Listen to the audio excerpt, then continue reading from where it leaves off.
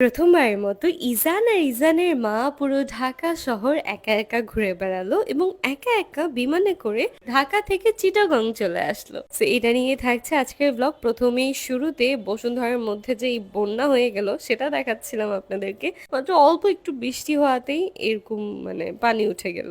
এরপর আমরা রেডি সেডি হয়ে সবাই মিলে ঘুরতে বের হয়েছিলাম। যেহেতু বিয়ের একটা বাড়ি সবাই একসাথে হয়েছে, তো আমি চাচ্ছিলাম একটা মেমোরি ক্রিয়েট হোক, সবাই একটু বাহির থেকে ঘুরে আসি। তো ওই জন্যই আমরা চলে যাচ্ছিলাম শেফস টেবিলে। শেফস টেবিলে গিয়ে আমরা অনেক খাওয়া দাওয়া করব, ঘোরাঘুরি করব এন্ড খেলা করবো। তো শুরুতেই বাচ্চারা চলে যাচ্ছিল কিডস জোনে, অ্যাজ ওখানে একটা সুন্দর কিডস জোন আছে যেখানে বাচ্চারা খেলতে পারে। এন্ড ইজান তো কিডস জোন দেখে অনেক খুশি। তো ইজানকে নিয়ে আমি তো একটা নাজেহাল অবস্থা, অ্যাজ আমি চিটাগং এ থাকা অবস্থায় কখনো ওকে একা হ্যান্ডেল করিনি।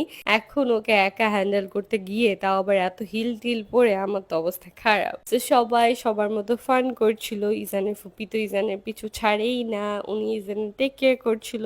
এত গরম ছিল তাই আমি ইজানের শার্টটা খুলে ওকে একটা টি শার্ট পরিয়েছি। দেন এই যে এখানে হুরুস্তুল খাওয়া দাওয়া চলছে, আমি বাচ্চাদের সাথেই বসেছিলাম বাচ্চাদের টেবিলে। দেন চলে আসলাম বাসায়। বাসায় এসে বিছানাটা একটু গুছালাম।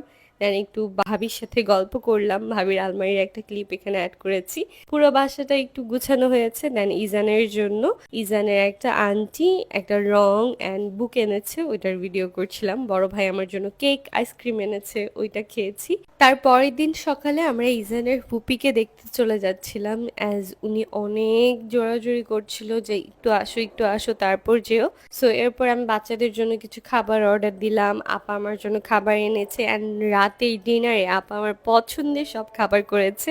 I was super super happy. And আমার ভাত ভর্তা অনেক পছন্দ, আপনাদের কার কার পছন্দ জানাবেন। তারপর আমার একটা ভাবি আমার জন্য আচার পাঠিয়েছে। কার কই কার ওয়াও, বড় চাচ্ছি দিছে। থ্যাংক ইউ বলো। Thank you. ওরে বাবা। এরপর সাহস করে আমি আর ইজান একা একাই চিটাগং এর উদ্দেশ্যে রওনা হলাম, অ্যাজ নাহিদ অফিসের কাজে ঢাকায় আটকে গিয়েছে, তো আমাদের একাই যেতে হয়েছে। কি যে এক নাজেহাল অবস্থা পার করেছি সেটা শুধু আমিই জানি। মানে আই এনজয়েড আ লট। মাশাআল্লাহ, আমার ছেলেটা এত লক্ষ্মী। এই যে দেখেন নিজে নিজে চলে যাচ্ছে, অনেক খেতে গিয়েছে। So I was super happy. আমি অনেক এনজয় করছিলাম এখানে।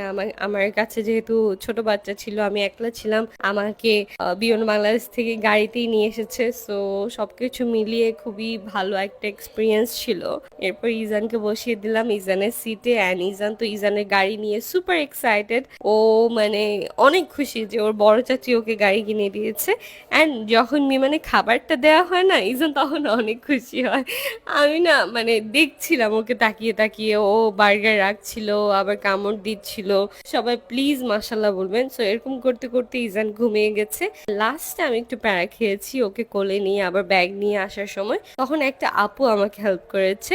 সো আলহামদুলিল্লাহ সেফলি আমরা ল্যান্ড করে গেলাম চিটাগং এ। আল্লাহ হাফিজ।